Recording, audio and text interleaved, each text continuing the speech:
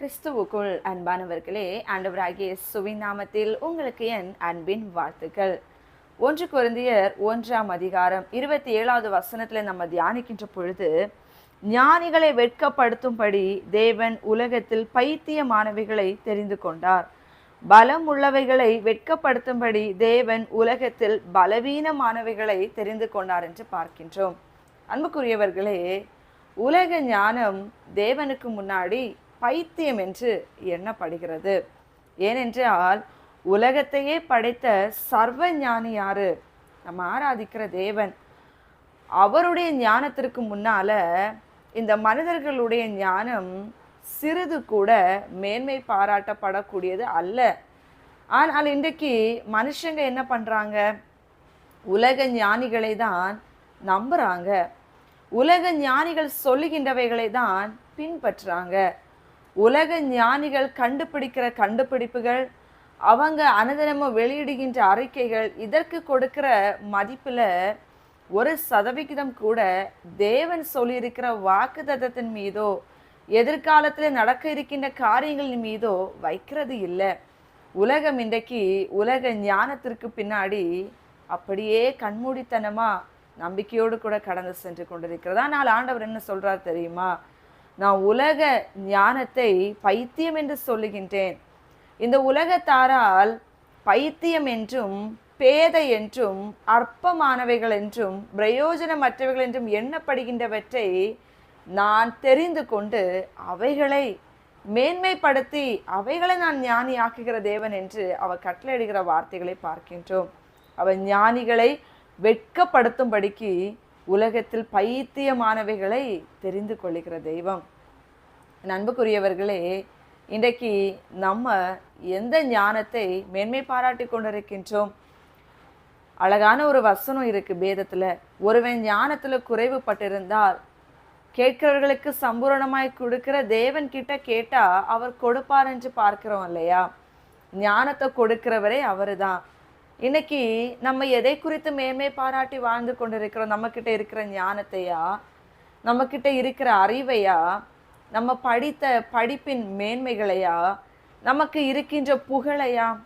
எதுவுமே நம்ம ஆராதிக்கிற தேவனுக்கு முன்னாடி வேல்யூவே கிடையாது. எந்த அளவிற்கு நம்மை தாழ்த்தி தேவன் கிட்ட ஒன்றுமே இல்லாத உங்க பிள்ளையப்பா என்று நம்ம எந்த அளவிற்கு நம்ம வெறுமையாக்குகிறோமோ அதுதான் ஆண்டவருடைய சமூகத்திலே மேன்மை ஆக்கப்படும்.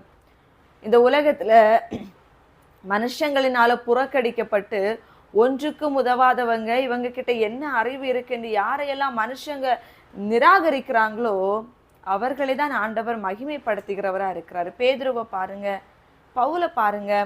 அவங்க எந்த ஒரு பைபிள் காலேஜ் படித்தவங்க கிடையாது. அதாவது பரிசேயர்களை போல எல்லாவற்றையும் கற்று தேர்ந்தவர்கள் அல்ல. ஆனா அவங்க நாவை கொண்டு ஆண்டவர் எந்த அளவிற்கு மகிமையாக பயன்படுத்தினார், எந்த அளவிற்கு ஊழியத்திலே அவர்களை கொண்டு மகிமையான அற்புதங்களை செய்தார். அவருக்கு தெரியும் யாரை கொண்டு எதை செய்ய வேண்டும் என்று. மோசே திக்குவாயை உடையவர், மந்த நாவை உடையவர். அவரை வைத்து இஸ்ரவேல் ஜனங்களை மேய்க்கும்படிக்கு நடத்தினார் இல்லையா?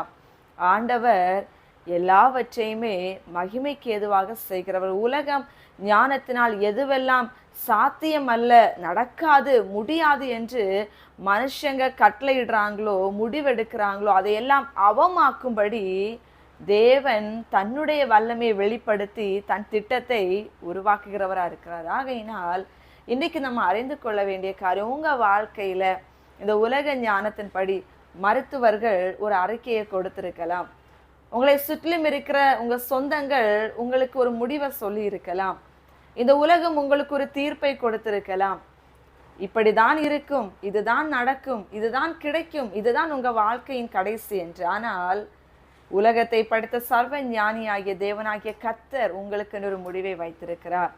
அது உலக ஞானத்தை பைத்தியமாக்கி உங்களின் வாழ்க்கையிலே மேன்மையான காரியங்களை அவர் செய்ய போகின்றார். ஆகையினால் எதை குறித்தும் கலங்காமல், உலகம் சொன்ன தீர்ப்பை எண்ணி வருந்தாமல், நம்மை படைத்த தேவன் நமக்கென்று வைத்திருக்கிற வாக்குத்தத்தத்தின் நாட்கள் உண்டு, அவர் நமக்கென்று கொடுக்க போகின்ற நன்மைகள் உண்டு.